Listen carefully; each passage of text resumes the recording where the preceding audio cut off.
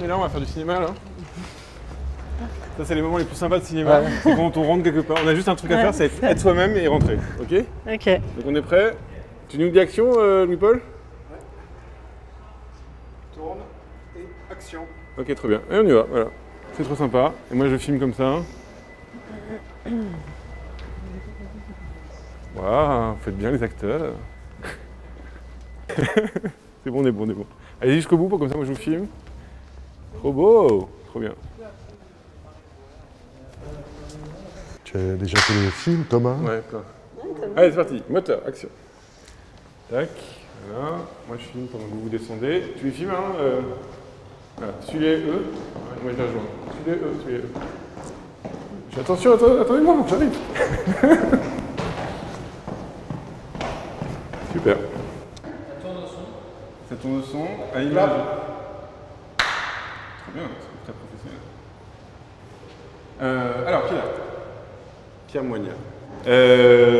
Donc on est dans ton exposition au musée Picasso. Là, elle était censée s'arrêter et en fait, elle est repoussée. Ouais. Jusqu'à quand? Jusqu'au 25 juin. Donc on a le temps d'aller la voir.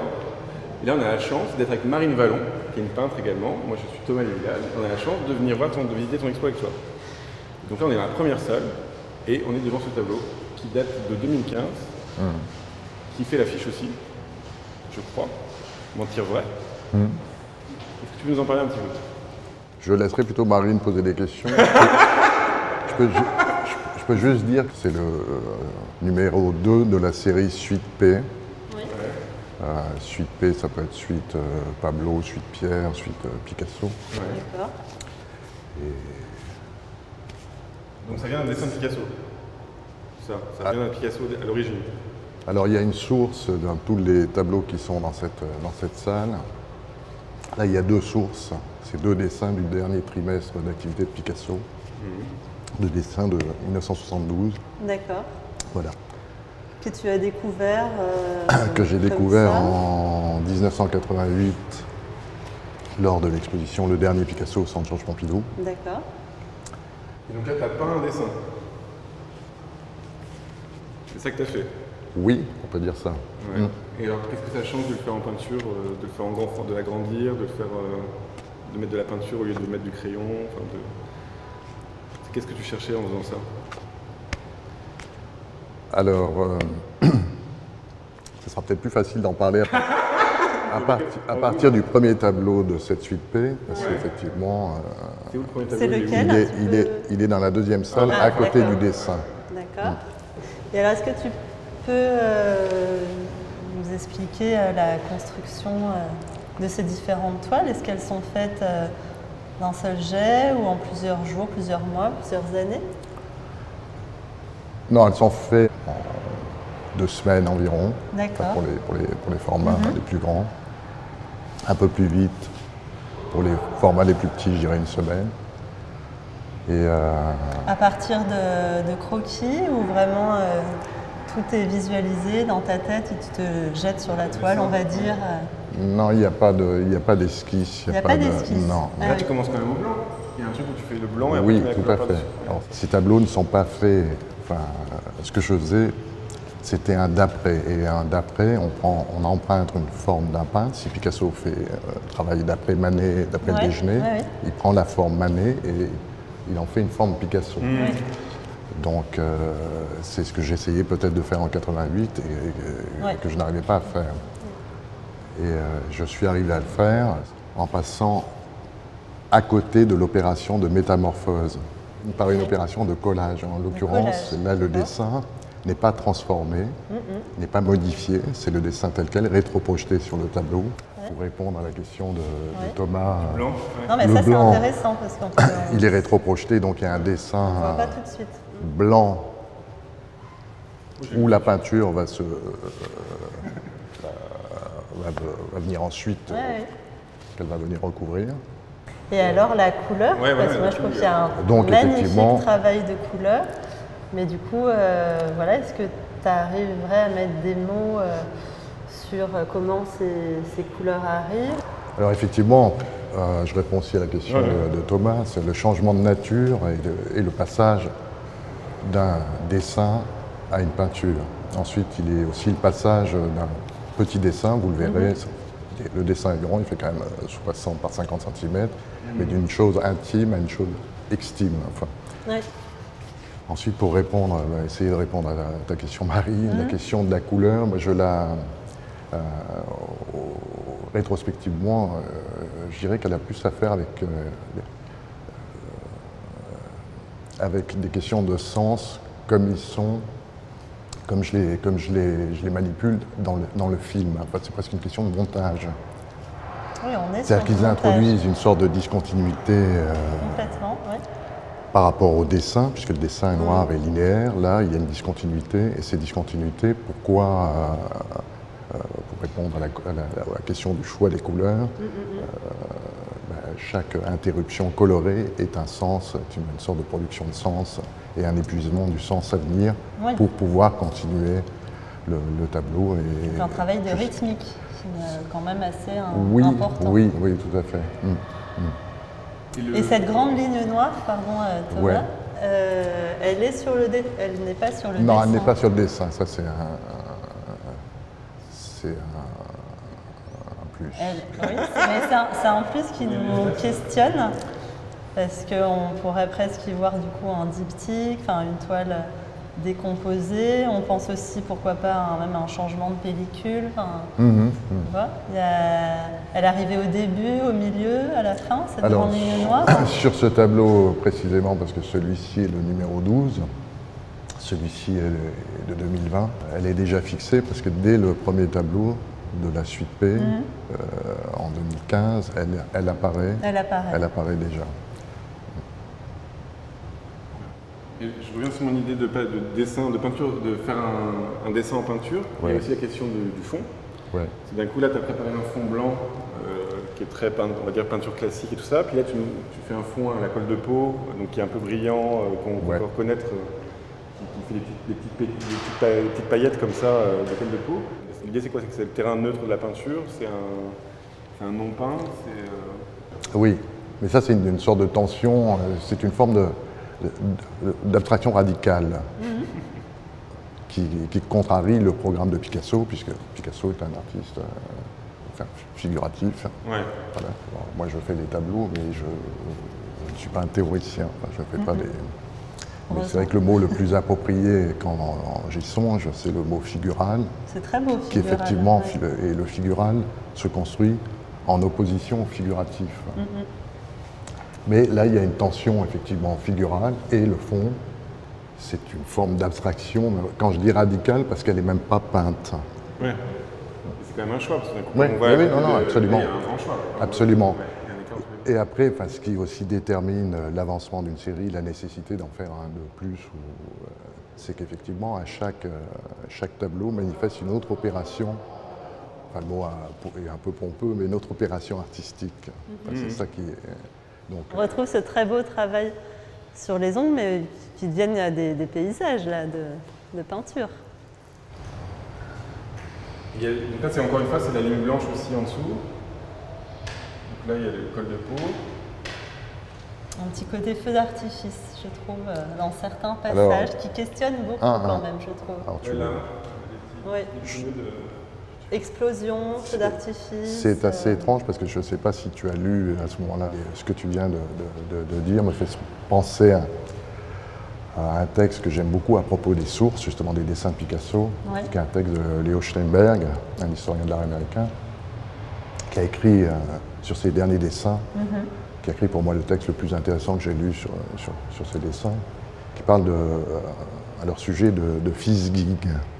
Et Fizzgig, c'est un mot ancien anglais qui signifie justement feu d'artifice, cabriole.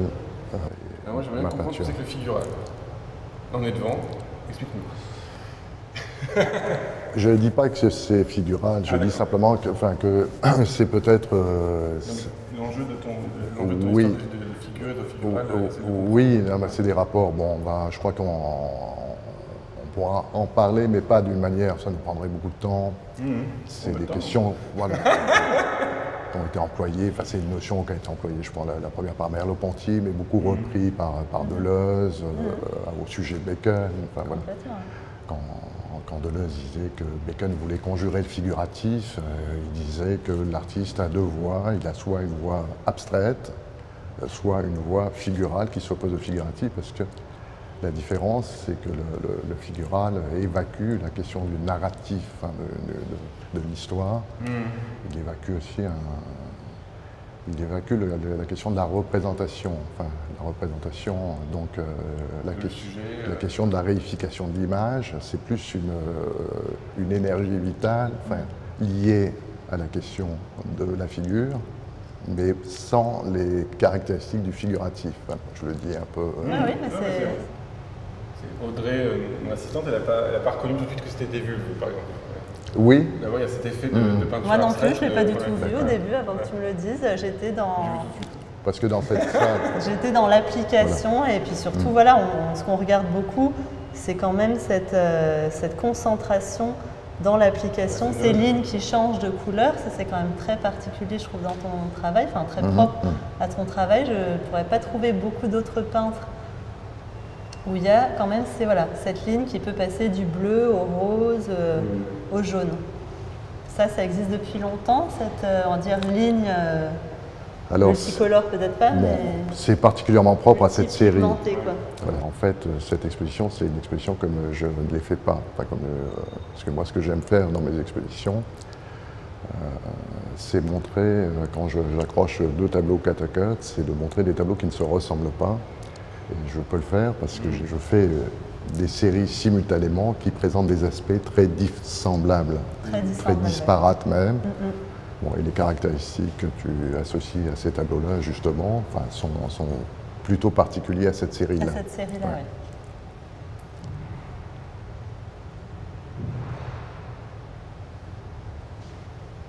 Bon, je retourne à mon histoire du figural. Hein. Oui. C'est l'enjeu pour toi c'est de détruire l'image qui serait l'image source, par exemple l'image de Picasso, le dessin de Picasso. Toi, tu vas pas dans ce sens-là. Tu vas pas dans son sens, peintre moderne qui figure quelque chose de normal avec un style. Non, mais c'est je crois que c'est vraiment la question de la réification de l'image. On le verra clairement dans la deuxième salle. Ouais. Réification, ça serait quoi? Ça serait de dire c'est-à-dire que c'est un objet. Oui, exactement. Et après, on reviendra sur cette fameuse question du collage, parce que. Et du cinéma. Okay. Après, c'est vrai que tu reprends des dessins de quelqu'un qui est vraiment à la fin de sa vie. C'est vraiment un cru de cri, une espèce de vanité aussi là-dedans. Non, il y a quelque chose c'est quelque chose qui te porte. Bon, on va voir ça le dernier portrait à la fin. Mais il y a. Non, alors la fin. Il y a la question du pathos aussi. Oui, mais justement, ce qui était. Alors, je reviens encore à Steinberg qui les qualifiait, qui les a bien étudiés et regardés. Et en fait, lui, ce qu'il décrit pour aller vraiment vite, c'est le passage justement de la représentation à l'habitation. C'est une autre. C'est là où on s'écarte de la figuration, parce qu'effectivement, c'est pas des questions de représentation, c'est des questions presque même de fonction. De l'habitation, c'est un autre rapport à l'autre aussi. Et alors moi, j'avais envie juste de parler de celle-ci et de son format, de ton rapport. Parce que là, on est sur un carré parfait ou pas? Non, il n'est pas parfait. Voilà. Non, il semble carré parce qu'il n'est pas carré. Et alors, je me souviens que j'avais vu l'exposition chez Anne Barraud où tu exposais cette toile, et je crois que c'était devenu le carton d'invitation. Est-ce que c'est celle-là qui était tout petit, tout à fait, que j'ai gardé très longtemps? Tout à fait, sinon que le carton était un fragment. Voilà, mais sauf qu'il était vraiment... je crois que j'avais jamais vu un carton si petit. Et là, on était vraiment dans le signe, la couleur. Je me souviens que ça m'avait beaucoup interpellée. J'ai tenté de vous expliquer comment j'ai fait le premier tableau. Mais celui-ci a une relation plus étroite avec le premier, alors que le blanc est une autre méthode. On a l'impression que celui-là, quand même, condense beaucoup de choses par rapport à ce qui s'écrit autour. C'est comme si... Il est plus chargé déjà. Il est plus chargé, il arrive à aussi bien en termes de couleurs, de lignes, de cadrage, de répétition. Enfin, pour moi, si les autres existent, c'est qu'ils en donnent autant. Enfin, c'est pas un plus ou un moins. Bien sûr. Peut-être qu'effectivement, ils bénéficient effectivement du travail du premier tableau. Vous verrez que le premier est assez chargé. Et c'est vrai qu'il n'y a pas de direction. Enfin, ce qu'on pourrait aussi signaler à ce sujet-là, c'est que le dernier que j'ai fait n'est pas la direction, n'est pas la ligne. N'est pas de progrès. N'est pas ce qui va advenir. C'est-à-dire une narration. C'est-à-dire que les suivants peuvent être à nouveau chargés. C'est pas, je ne me dirige pas vers une épure. Oui. Donc, ça, c'est important. Et ça, mais quand même, tu fais un tableau l'un après l'autre, en écho à celui d'avant, quand même. Oui, tout à fait. Par contre, tu vas te libérer. Non, ils ne sont pas faits simultanément, mais ils sont faits les uns après les autres. Alors celui-là, ce que je trouve assez, je ne sais pas si c'est figurable ou pas, mais je trouve ça assez amusant le fait que tu fasses presque une préparation blanche bâclée qui donne un autre... Donc là, cette préparation, elle est sortie effectivement du dessin pour affecter le fond. Oui. Donc après, il n'y a pas de retour, en fait, c'est-à-dire qu'il n'y a pas de complément, c'est-à-dire qu'une fois que la préparation est posée, il y a ce dont on parlait tout à l'heure, cette forme d'anticipation de ce qui va devenir sans le choix des couleurs. Mais une fois les couleurs posées, je ne reviens pas. La préparation des couleurs, du mélange, ça prend du temps ou... Ça, c'est une chose, peut-être une caractéristique un peu depuis le début qui affecte toutes les séries, c'est qu'effectivement, j'ai un spectre coloré, de couleurs pas très ouvert. Oui. Il y a des couleurs effectivement sorties du tube. Par contre, effectivement, il y a une application, c'est-à-dire qu'il peut aller de quelque chose de très léger, de fluide, à des sortes de compression. Ça, j'y tiens beaucoup parce qu'effectivement, c'est des questions... comme on voit ici, par exemple. Voilà, c'est des questions haptiques parce que ça amène... Je reviens sur mon finisseur de figurable parce que celui-là, il pose quand même une question... Moi, j'ai un regard peut-être trop classique. Et moi, je vois quelque chose de l'ordre de l'obscène, c'est-à-dire du plaisir féminin. On représente un sexe féminin de face, quelqu'un en train de se masturber. Et il y a la question de parler de quelque chose qui n'est presque pas représentable. Parce que je pense que quand Picasso il peint, il dessine ça, c'est aussi qu'il cherche quelque chose de l'ordre de l'irreprésentabilité. L'enjeu, c'est cette image impossible, quoi. Toute cette partie-là, pour ça, ça t'intéresse pas du tout. D'un coup, c'est plus un jeu formel par au Picasso, ou c'est entre les deux ou... Ça m'intéresse sous certaines conditions, effectivement, des conditions non répétitives. C'est-à-dire qu'il faut, je crois, c'est là où il faut innover la question... Oui, pour moi, cette question... c'est d'ailleurs un des titres, un des bancs titres de mon deuxième film qui est projeté ici, c'est « L'ancien n'est plus, le nouveau n'est pas encore ». J'ai vu la semaine dernière un tout jeune artiste qui me disait, ce qui le surprenait, c'était la puissance sans le spectaculaire. Je trouvais ça assez juste parce qu'effectivement... On va à l'autre salle. C'est une belle toile. Oui. Allez.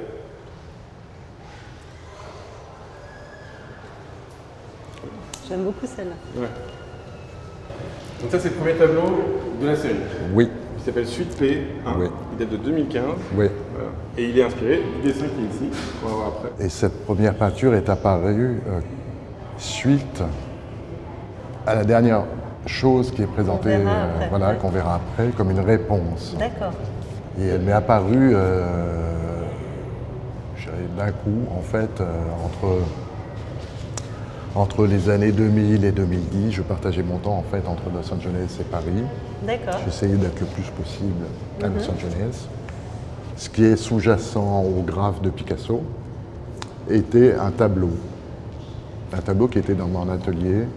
Et quand j'ai eu l'idée, cette idée de collage, c'est ce tableau qui m'a servi pour faire tomber le graphe de Picasso dans ce champ de peinture. D'accord. Voilà. Donc en fait, alors le zip a été constitué, il n'était pas complet, je l'ai un peu, là pour le coup, pour le premier tableau, parce que on dit toujours on définit la manière dont c'est fait, mais il y a toujours des débordements, des petites tricheries, je dirais. Le zip, il est un peu remonté, il n'était pas complètement peint. D'accord. Il était peint un peu après le collage du graphe de Picasso, comme le carré rouge que vous voyez. Ah oui. Il n'était pas si rouge, il n'était pas comme ça. Donc il est venu un peu contrebalancer. Voilà, prendre le graphe en sandwich entre la peinture déjà faite. Donc voilà comment est apparu le premier. Et parfois, tu peins avec la main ou pas? Parce qu'on a l'impression qu'il y a le pinceau part. Non, avec le doigt jamais, mais avec le tube oui, avec le pinceau, les doigts non, non. Là, des fois, mais du coup, on pourrait penser que... Non, je vois plus. Moi, j'adore. Moi, j'adore. Le malax. Non, je le fais plus maintenant. Ça, c'était... Et on peut regarder le dessin de Picasso qui t'a inspiré quand même, pour se demander pourquoi t'a inspiré autant. Déjà, il est très original. Hein. C'est pas un cliché de dessin de Picasso. Quoi. Alors, qu'est-ce qui a fait que tu as été saisi par ce dessin Je crois que c'était ces questions qui m'obsédaient à la fin des années 90. Ce hiatus, cette figuration que je voulais franchir. Je voulais m'affranchir aussi de la représentation pour aller plutôt dans la présentation. C'était un terme un peu peut-être... Présentation? Oui. Ah oui. Peut-être un peu prétendre. Enfin, je ne sais pas, mais je voulais... Et c'est vrai que je pense que quand j'ai vu ces dessins, ça m'a paru saisissant. Alors c'est des dessins de 72, finalement ils ne sont pas loin, ils ont été faits 16 ans avant que je les regarde, donc ils étaient presque mes contemporains. C'est un Picasso des années 73, donc c'est un Picasso où on invente la notion un peu d'art contemporain, c'est plus l'art moderne, c'est pas postmoderne non plus. Enfin, tu connais le contexte de ces dessins? Parce que ils font vraiment penser à des dessins très automatiques. Exactement, enfin lui pense que c'est presque une fonction aussi gestuelle, plus proche de la signature, et à ce titre-là, décorrélé de la représentation, de traduire quelque chose. Non, c'est pas traduire quelque chose de l'ordre qui appartient au visible.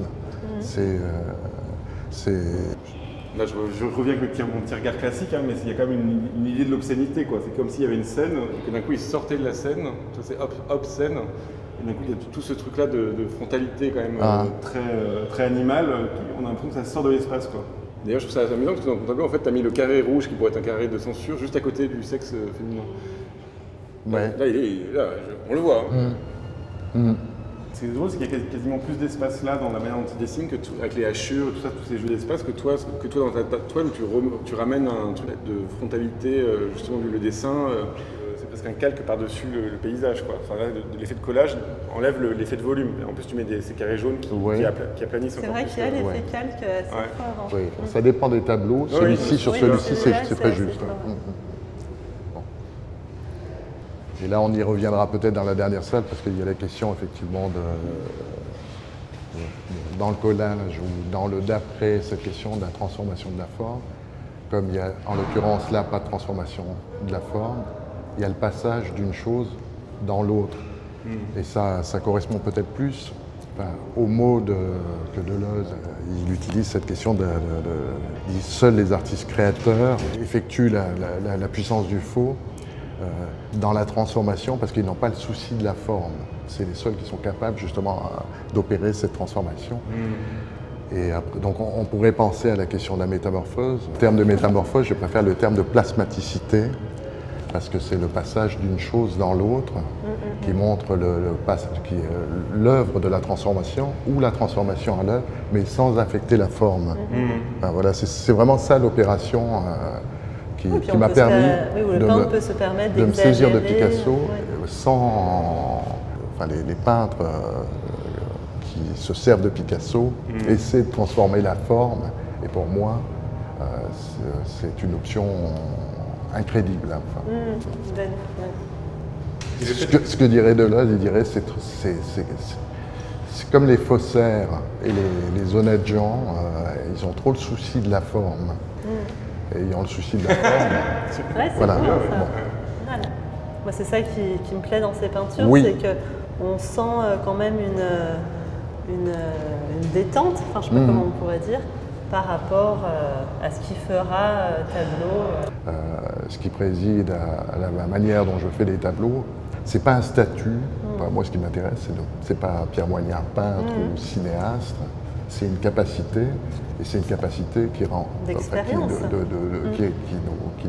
nous tire vers des élans vitaux, enfin de vie. Et donc c'est voilà, la question de la forme. Bien que, évidemment, ça se traduise, et moi je repousse absolument pas le mot de sensibilité, mais par contre je repousse l'expression de soi, par exemple. C'est quelque chose qui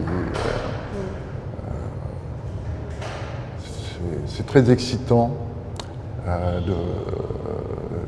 d'être là, bien que j'ai dit tout à l'heure qu'il ne fallait pas être leurré par la personne Picasso, par la production même de Picasso, et que moi ce qui m'intéressait, c'est ce qu'il adresse au travers de ses tout derniers dessins, donc je le sais, mais quand même, pour rebondir d'une manière plus générale, c'est qu'on aime ou pas Picasso dans ce qu'il produit, je parle de la production et pas de l'homme. C'est un artiste quand même qui produit, qui est incontournable de mon point de vue, mais qui est très largement contourné aujourd'hui, où il y a un renouveau de peinture, mais ce n'est pas un artiste dont on voit les traces dans la production d'aujourd'hui. Je m'interroge, je me demande pourquoi. C'est vrai. C'est une des dessins peints, des choses comme ça.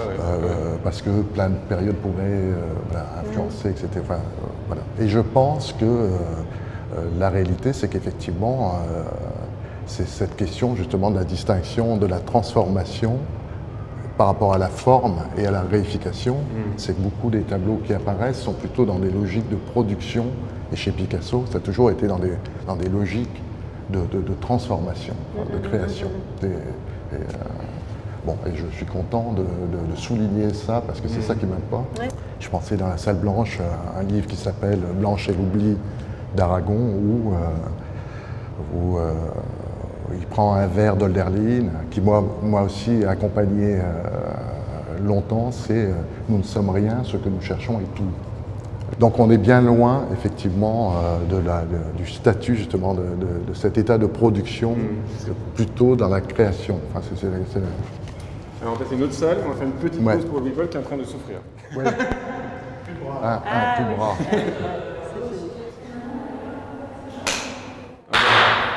Le cap le plus minable. Et donc ça, c'est un tableau qui est un peu de la même série, c'est ça? Mais c'est le 10e? Oui, ça c'est le numéro 10. Donc on a vu avec le dessin le numéro 1. Là, il y a le numéro 10. Belle variation. Est-ce que tu peux du coup nous en dire la particularité quelques mots par rapport au 1 dont on a parlé de la manière dont il a été fait, celui-ci, c'est pas seulement la rétroprojection du dessin, mais c'est la rétroprojection du dessin et de la peinture. Et de la peinture. Alors aussi, il y a les matériaux de réception, je le sais d'avance, puisqu'effectivement, le 1, c'est un métis, ça c'est un lin déjà beaucoup plus sombre. Plus sombre, oui, c'est pas du tout la même teinte. Voilà. Mais la substance du jeu du carré provient aussi, donc c'est vrai que des fois il y a des choses comme ça qui semblent très lointaines, mais qui viennent un peu... Et puis du coup là tu viens reprendre certains éléments, mais avec des factures plastiques très différentes. Et puis par exemple le carré vert qui était devant tout à l'heure, là il passe derrière. Le rouge est moins plus petit. Il n'est pas au même endroit, il n'est pas placé dans la même situation. Le zip aussi est là pour le coup qui est anticipé, contrairement au bleu qui lui avait été fait. Ah oui, là il est... Et au milieu il y a la France, il y a un drapeau français. Ah oui, il y a aussi, oui, parce que dès mes premiers tableaux en 85-87, j'avais vraiment cette volonté d'indifférence. D'indifférence, justement, c'est peut-être au fil du temps où ces questions s'affinent aussi. Là, c'est la seule toile où il y a un peu cette sorte d'arc-en-ciel là aussi. Enfin, ces couleurs plutôt pastel. J'ai l'impression qu'elles sont plus affirmées ici qu'ailleurs. Là, il y a quelque chose d'un peu paradoxal justement par rapport à la figuration et l'abstraction, pour revenir aux questions. Là, c'est comme elle est rétro-projetée, en fait, il y a une réplique mimétique d'une peinture abstraite puisqu'elle est rétro-projetée. Il y a un effet de reproduction, ce qui n'est pas le cas dans la première. Bon, elle est plus agressive que les précédentes. Et même on sent que tu t'es un peu abîmé là, d'un coup pour frotter comme ça le rose. C'est plus désagréable à avoir posé, j'imagine, la peinture, non? Ça, c'est ce geste-là, ce truc-là de... C'est pas que agréable, quoi. Il y a cette toile rêche. Mais t'as pas d'affect, alors. Si, ils les accompagnent, je crois qu'ils sont traduits, mais sans plus, voilà, je pense que tu les vois justement, mais c'est pas plus que... C'est pas plus que ça, tu veux pas en Enfin, parler. C'est pas à partir de l'affect, ça c'est ça qu'on parle, mais après que ça dégage des affects, c'est certain. Et que ça accompagne et que ça correspond à ce que tu écris, c'est juste aussi. Et quand tu réfléchis beaucoup à la peinture, tu réfléchis avant, pendant et après, mais tu réfléchis beaucoup après, non? Ça se dessine un peu quand même, le chemin se fait en le faisant, quoi. Oui, non, là, ce chemin, non, absolument. Là, c'est un truc important parce que tu sais, c'est un truc des étudiants des Beaux-Arts, on leur dit toujours explique ce que tu as fait avant d'avoir commencé, quoi. Ouais, alors que tous les artistes, de notre point de vue à nous, on sait très bien qu'on fait les trucs, on sait pas trop. On maîtrise pas trop, puis après on comprend un peu à peu comment ça se passe et ça se précise, quoi. J'ai l'impression que ça c'est un peu dans ces choses-là, c'est que tu pars presque dans le vide ou dans la... sans romantisme. Oui, là on revient à la phrase de Derline, ce que nous cherchons et tout, et effectivement c'est pas ce qu'on cherche.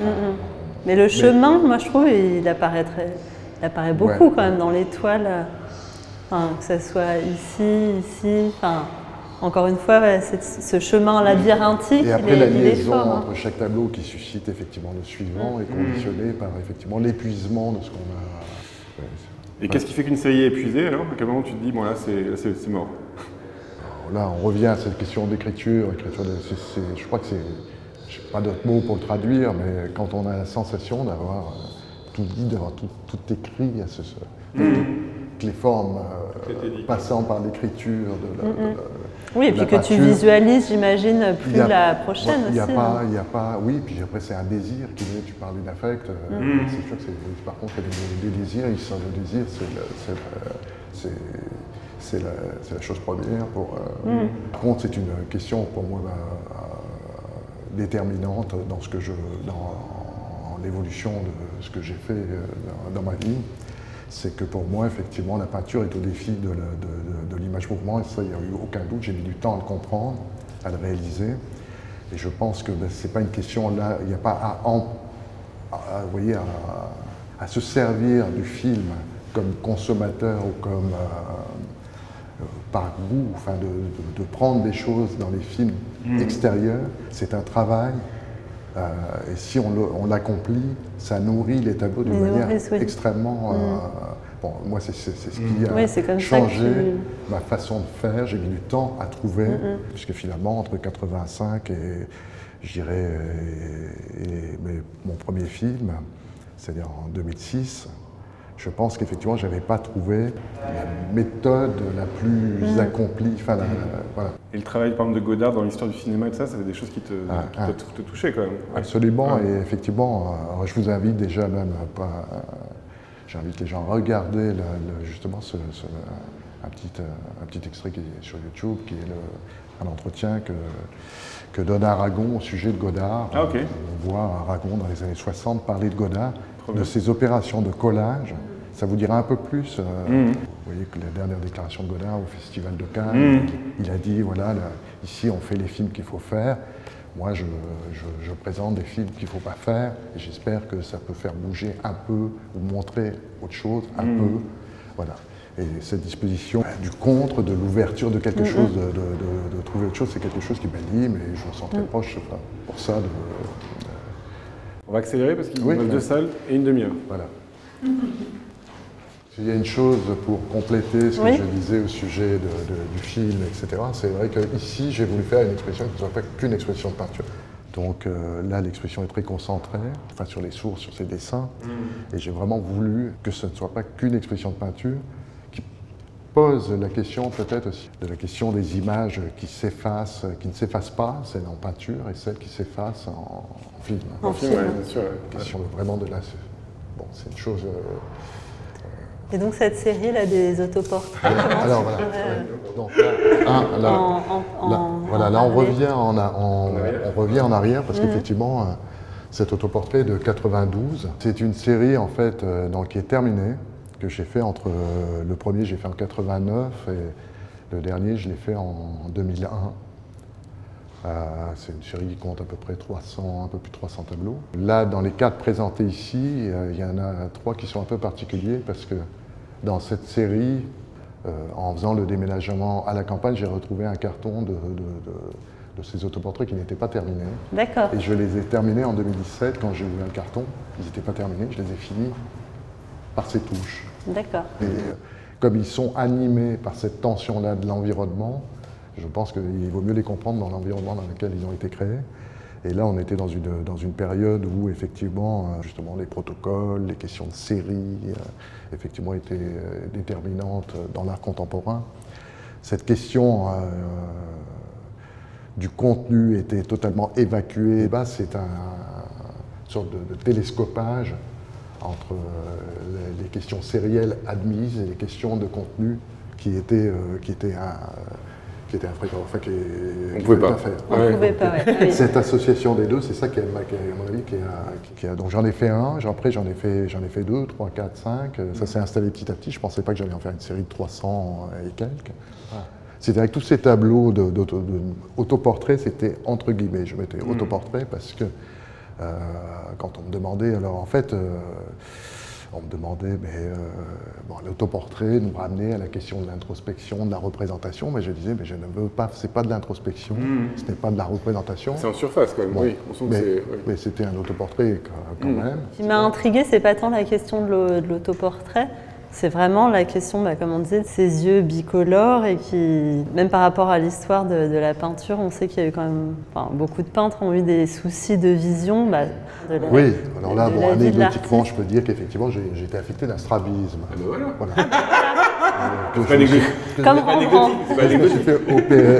Qui a été opéré en 1994, donc après je n'avais plus. Mais c'est vrai que la question de la diplopie, la question du travail d'un œil par rapport à l'autre, c'est ce qui était peut-être accentué par Et puis en plus, c'est la peur avec la main. C'est ce qui fait le plus peur aux peintres, quand même, la perte de la vision ou l'altération. Par rapport à beaucoup de peintres, tu as eu la chance, ou la malchance, je ne sais pas, d'être exposé à Beaubourg très jeune, au Centre Pompidou, avec deux autres artistes, Marc Desgrands-Champs et Vincent Corpé, c'était en 87. Et je crois que le retour, l'espèce de retour que vous avez eu était assez, à la fois enthousiaste et violent. Enfin, il y avait beaucoup de choses, il s'est passé beaucoup de choses quand même autour de cette exposition-là, de ce que j'ai entendu. Moi, j'avais 7 ans, donc. mais ça, c'est quelque chose qui ça t'a obligé de te situer par rapport au monde de l'art à ce moment-là aussi, j'imagine, d'avoir un espèce de nom ou de. L'exposition était aussi pensée comme une adresse au monde de l'art, donc c'est ce type de relation qui est moins revendiqué peut-être par les artistes ou pas moins pensé, auquel on songeait beaucoup, on pensait beaucoup. Bon, ensuite. C'était quoi le contexte de l'époque? Il y avait la figuration libre qui prenait de la place, il y avait le tout pognon années 80, il y avait Jacques Lang qui brillait de partout. Oui, et puis il y avait un retour de la peinture lié appuyé sur des idées un peu postmodernes. Bon, voilà. Donc là, justement, les questions de la citation étaient souvent des questions qui mettaient en jeu plutôt la valeur d'usage, la valeur symbolique de ce à quoi on citait, mais sans l'effectuer dans le travail. Vous voyez, dans le postmoderne, c'est un name dropping, vous voyez, une accumulation. Oui, complètement. Mais là-dedans, il y avait des artistes qui m'intéressaient, d'autres qui ne m'intéressaient pas du tout, etc. Et toi, tu réglais ça à l'atelier? C'est-à-dire tu faisais des tableaux?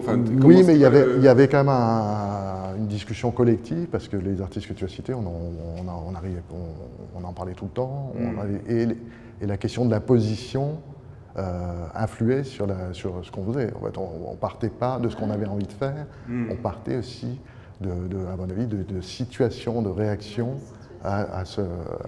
Bon, et c'était... on a gagné du temps et perdu ensuite du temps par la suite, mais on en a gagné en se confrontant tout de suite à ce que ça a suscité. Enfin, d'une certaine manière, on ne s'était pas trop trompé, puisqu'on voulait faire quelque chose de très intempestif et de très contre, et on a eu une réaction. Tu peux nous donner des exemples de réactions? C'est juste pour... Moi, ça m'intéresse. Il n'y a pas eu, en fait, c'est pas forcément un événement majeur, mais il y a quand même eu le dernier scandale artistique dans un vernissage, dans une institution. C'est-à-dire que les gens criaient Oui, les gens, oui. Des gens qui prenaient à partie le commissaire, le directeur du musée. C'était Fabrice Ergotte, c'est ça? Fabrice Ergotte, et puis Bernard Cesson, qui était directeur du musée, qui venait d'arriver, directeur du musée. On les a sommés de répondre à... Voilà. Ce qui est assez étrange, puisque dans le contexte de l'art contemporain, qui était un contexte dont les avant-gardes étaient le moteur, les avant-gardes, forcément, elles devaient se situer contre et produire ce type d'événement. Donc c'était un signal plutôt, de ce point de vue-là, que c'était vous les vivants. Oui, mais bon, les questions oui, je pense de la peinture n'étaient pas problématiques de ce point de vue-là. Enfin, Quand tu parles de perte du temps après, comment ça s'est fait, cette perte de temps après Ça ne m'a pas empêché de faire des expositions dans des musées ensuite, sans galerie d'ailleurs. Enfin, c'était une époque où... Mais ce n'était pas proportionnel à l'attente qu'on aurait pu imaginer susciter, tout en ne désirant pas nécessairement, mais c'est intéressant. Enfin, Et tu avais quel âge donc l'expo en 87, tu avais quel âge? En 87, j'avais 26 ans. Ah oui, donc c'est extrêmement violent. Très. Non, parce que non, c'était... J'aurais pris violemment. Non, moi, rétrospectivement, je pense en plus que c'est au contraire, ce qui s'est passé est assez logique. Et là, en 2022, tu trouves que la situation, elle a... Donc là, comme tu te plaignais d'une certaine peinture, on va dire, d'objets, une peinture réifiée, une peinture commerciale. Oui, enfin, je ne veux pas que je m'en plains, c'est parce que je pense pas que c'était mieux avant ou au contraire. C'est une question, effectivement, de... Après, la question qui est centrale, parce que pour avoir un environnement, il faut avoir des échanges. Et il ne faut pas que ça se raréfie au point où les échanges s'appauvrissent, sont trop pauvres, puisqu'il n'y a pas assez d'interlocuteurs, etc. Et c'est vrai que là, on est au moins, c'est très stimulant, mais on est dans un registre extrêmement chaotique, peut-être de difficultés aussi d'échange, parce qu'il y a beaucoup de choses aussi qui ont disparu, comme la critique. Enfin, il y a des champs entiers. On en parle souvent avec Thomas. Un manque de critique ou de regard. Donc, c'est vrai que toute cette série-là est informée et un peu habitée par ce dessin, ce pastel que j'avais vu à Tokyo. Très frontal. Dans la collection en Fuji. Maintenant, il a changé de collection, mais enfin, il est toujours au Japon. Et il était là tout le temps. Quand j'ai peint chacun de ces tableaux, c'est une chose auquel je repensais. Tu repensais, oui, très souvent. Voilà, tout le temps. Tout le temps. Sans équivoque. Et si j'avais une vision, alors encore une fois peut-être un peu trop classique, mais c'est quand même un jeu de la boue de la matière, et puis d'un coup essayer de faire une présence avec c'est quand même une matière qui change un peu de personnalité ou qui joue à être quelque chose d'autre, quoi, quand même. Donc il y a ce jeu-là de peinture très simple qui est, pour dire le mentir vrai, c'est-à-dire le fait que d'un tube de peinture, tu fais une présence, c'est quand même un truc assez magique de la figuration. Je ne sais pas si c'est assez magique du figural, mais de la figuration, en tout cas, il y a ce truc assez fort, et d'un coup, peut-être tu mets les deux ensemble l'un à côté de l'autre, mais il y a quand même... C'est l'un déjà après l'autre, et effectivement, après, c'est ce que tu dis, il y a la préparation, c'est le même principe, enfin, c'est la même chose que pour les suites P, c'est-à-dire qu'effectivement, sous les touches, ça n'est pas spontané, puisqu'il y a une préparation pour recevoir la couleur. Oui, la préparation blanche. Il y en a on voit le blanc derrière. Alors évidemment, il n'y a aucun souci décoratif pour moi. Parce que ce blanc en dessous, il vient vraiment pour toi la rehausser, c'est ça? Si ça n'était pas là. Les couleurs ne seraient pas aussi... Elles seraient éteintes, elles seraient beaucoup plus éteintes. Oui, c'est juste pour la densité et l'éclat de... Ok. On passe au Picasso? Voilà. Allez-y. Dans cette salle, déjà, bon, si on reste sur la question de l'exposition, j'ai tenu à ce que la présence de Picasso soit là, par une pièce que j'ai rajoutée, in extremis, parce que c'est peut-être la seule chose que je n'ai pas pensé dans l'exposition, qui est venue vraiment, qui est rentrée 15 jours avant. C'est une sculpture d'ailleurs, parce que c'est drôle, parce que c'est un statut, c'est plat, mais c'est une sculpture. Et là, ça nous ramène à 1943. Oui, mais les deux, donc la peinture et la vidéo, c'est Alors en fait, ça c'est une chose spéciale. Et je ne l'avais pas fait encore, justement, de rétroprojection de... Je ne sais pas, une méthode que j'utilisais. Donc j'ai peint dans le noir la nuit. D'accord. J'ai rétroprojeté ce pastel qui était à la source des autoportraits. Donc ce que j'ai décidé de faire, c'est de prendre des couleurs complémentaires, c'est-à-dire le contraire des couleurs de Picasso. Donc ça, c'est la seule chose que j'ai préparée, qui était déterminée à l'avance, c'est ma palette. J'ai commencé donc ça la nuit, puis au bout de 3-4 nuits, un matin, une sorte de, j'ai vu que dans l'atelier, ça occupait l'atelier. Et en fait, ce que j'ai vu, c'est effectivement une sorte de déplacement de charge du côté intime du pastel de Picasso à quelque chose d'extime. Donc j'ai terminé ce tableau. Donc en 3-4 nuits quoi, 2013, de travail. Un peu plus quand même, je pense qu'il y a quand même une semaine l'air de rien. Le blanc qu'on voit en fait n'est pas un blanc de réserve, c'est un blanc, c'est un lin préparé très... D'accord, avec un gesso. Il y a 7 couches, un lin très bien préparé, mais il est peint par-dessus aussi. C'est-à-dire que le blanc n'est pas, c'est pas un blanc de réserve, c'est un blanc peint. Donc, bon, ça n'a pas dû excéder la semaine. Mais, pour moi, ce tableau a une vie seule. C'est un tableau qui peut être tout seul. Autonome. Mais dans l'exposition Picasso Mania, j'ai dit non, moi, ça ne suffit pas. Je veux faire autre chose. Je vais faire ce que j'ai fait finalement. Le film à cette côté. Boucle filmique. Ça engage toutes ces questions, effectivement, du talent, de la personnalité, de défétichisation d'intime. C'est vraiment des questions politiques qui ne sont pas trop abordées non plus dans le champ. Donc ça, j'ai mis une année à accomplir cette boucle parce qu'en fait, pourquoi elle est arrivée, cette boucle filmique? Bon, il y a des questions justement de réflexion technique, ça c'est sûr, mais elle est apparue d'une manière un peu saugrenue, c'est-à-dire que comme je peignais en noir, dans le noir, par rétroprojection, j'ai repensé, quand j'étais en train de peindre ça, j'avais la tête un peu disponible, oui, tu étais dans l'action, J'étais dans l'action. Une action un peu dépourvue d'intention d'ailleurs, sauf qu'il y avait un résultat comme ça qui allait surgir.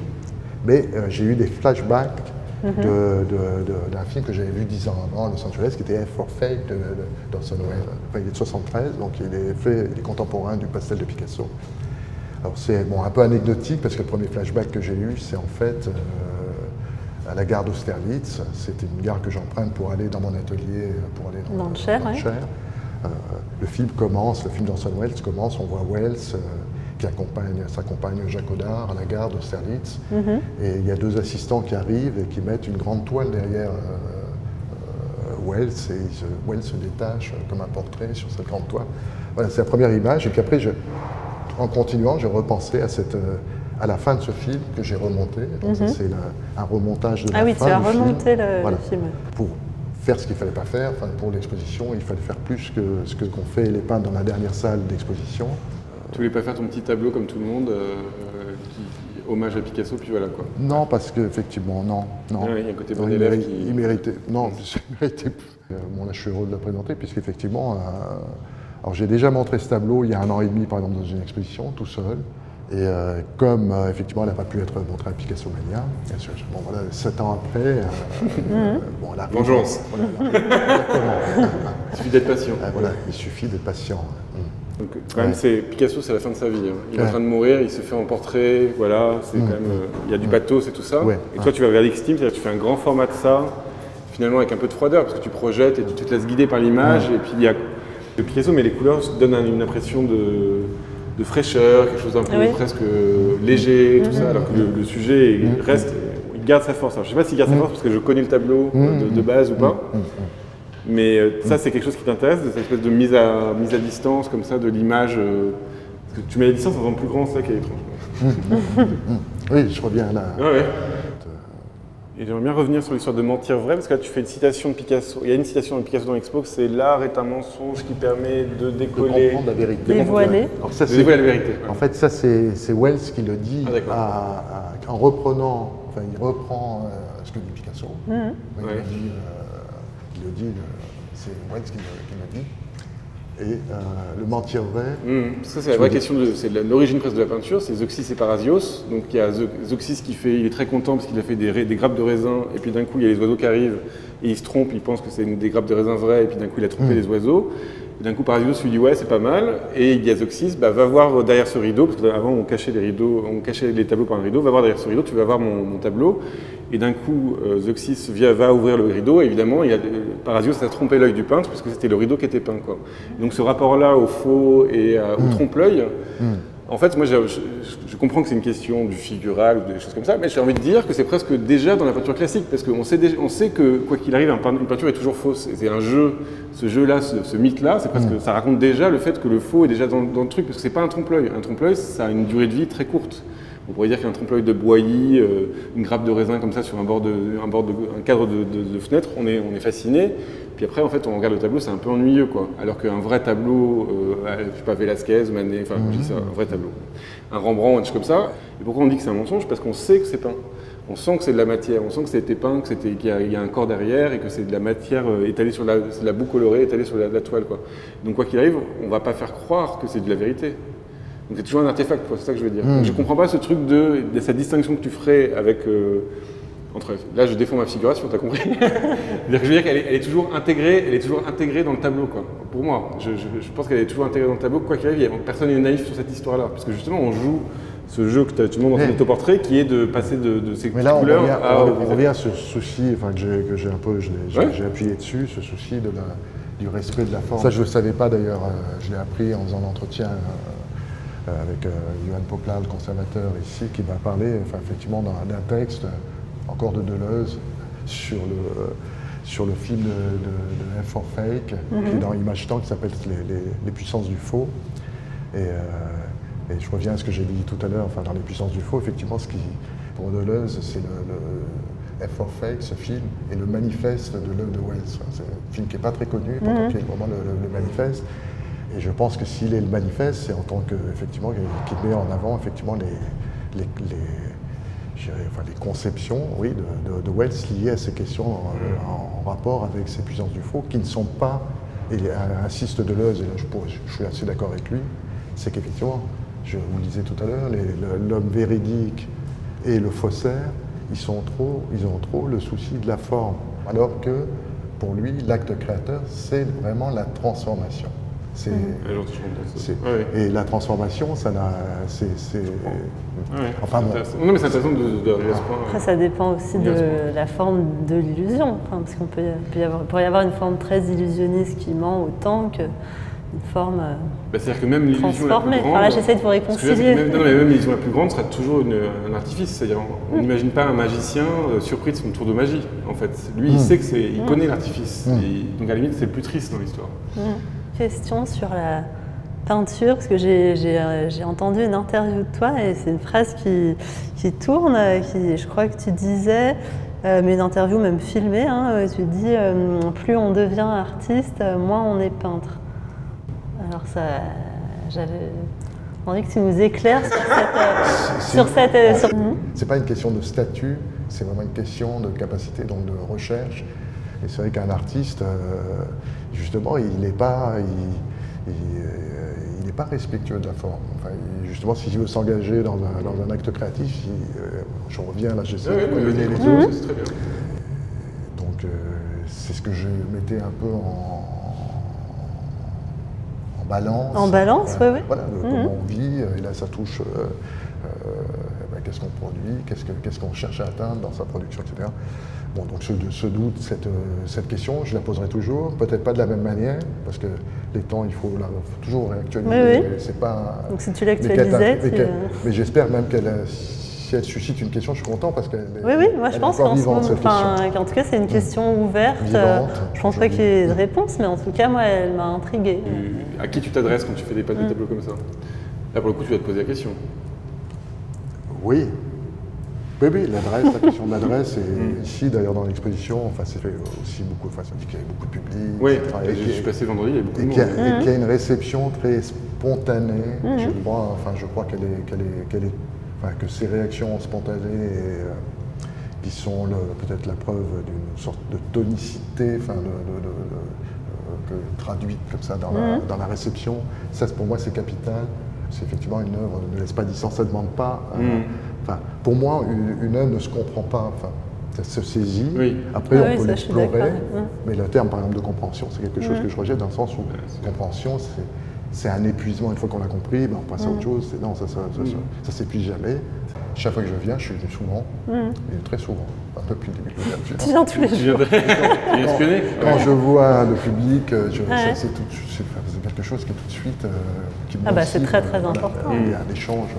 Parce qu'aujourd'hui, là, on arrive à un moment qui est quand même presque historique, où il y a des, je ne sais pas ce que c'est, ChatGPT, des images numériques qu'on peut faire aujourd'hui, où en gros c'est de l'intelligence artificielle, où tu peux dire par exemple, je voudrais Macron dans les manifestations en train de se faire péter la gueule par des CRS, et hop, ChatGPT me donne une image de Macron de manière très photographique. C'est-à-dire vraiment l'image, elle pourrait être une image de presse. On est vraiment dans Godard, c'est pas une image juste, c'est juste une image, parce que d'un coup, n'importe quelle image va être comme ça, on va douter enfin des images, à se dire n'importe quelle image est fausse, quoi. Voilà, ou est toujours artificielle, ou toujours une fabrique, quoi. Ce qui est quand même une très bonne nouvelle pour la société et la culture des images en général. Et d'un coup, le statut de la peinture prend notre part, encore une fois, parce que d'un coup, nous, on a une part où on a toujours dit la vérité, c'est-à-dire que c'était faux. La vérité en peinture, disait Cézanne. La vérité, ça se trouve pas, ça se fabrique pas, là encore, ça se crée. Difficile de parler de la peinture en général. C'est vrai qu'il faudrait parler peut-être d'artistes, mais toujours, ce que je trouve dans la phase dans laquelle on est, j'aimerais bien qu'on sorte plus, qu'on essaie de se replier. Et la peinture, c'est souvent mais là, qu'il y ait des peintres qui arrivent, etc. C'est sûr, il faut, on est peintre, il faut l'assumer à 100%, on tient, ça, mais c'est de quoi on parle, comment on agit, comment on fait notamment. Et moi, admettons que j'ai des exigences sophistiquées, ou qui vont paraître sophistiquées à certains. Par contre, ce premier regard du public non averti, etc., est un moment c'est le curseur, de vérité, d'une certaine manière. Non, après, je pensais à cette question qui peut être souvent posée, c'est la question du plaisir, à peindre. Moi, je n'ai pas un plaisir non plus, vous voyez, c'est pas ce qui m'anime. C'est le plaisir à peindre, j'ai pas de plaisir. C'est intéressant. Mais c'est pas l'un des plaisirs non plus. Il peut y avoir des moments de plaisir, mais je ne crois pas que c'est lié. C'est pas une activité. C'est pas une recherche plaisante. On revient à l'expression de soi, qu'ils ont trouvé une tâche qui leur fait plaisir. Voilà, tant mieux, il l'accomplit. J'appelle ça les peintres en chaussons. Bon. Ça sent un peu trop les chaussons, et on sent que. Ou alors le plaisir, j'imagine, va venir quand même, j'imagine, dans certains passages d'harmonie colorée, alors peut-être pas dans cette toile, mais dans les autoportraits, etc., où tu sens quand même les choses matcher, arriver comme tu les as vues, comme tu les as imaginées optiquement. Là, j'imagine qu'il y a quand même une petite sensation. Quand on sent que le désastre n'est pas complètement là, il y a quand même une révélation un peu du regard qui est... Voilà, mais bon, souvent ça peut être un plaisir d'une seconde. Non, c'est juste. Je reprenais ce mot-là parce que c'est par rapport à la question du peintre, artiste. Non, mais tu poses beaucoup de questions. Hein. The pompous word for that is art. Picasso himself said it. Art, he said, is a lie. A lie that makes us realize the truth. Oya's grandfather, floating here in the air, has no comment, which isn't surprising because he never existed. To the memory of that great man who will never cease to exist, I offer my apologies. And wish you all, true and false, good evening.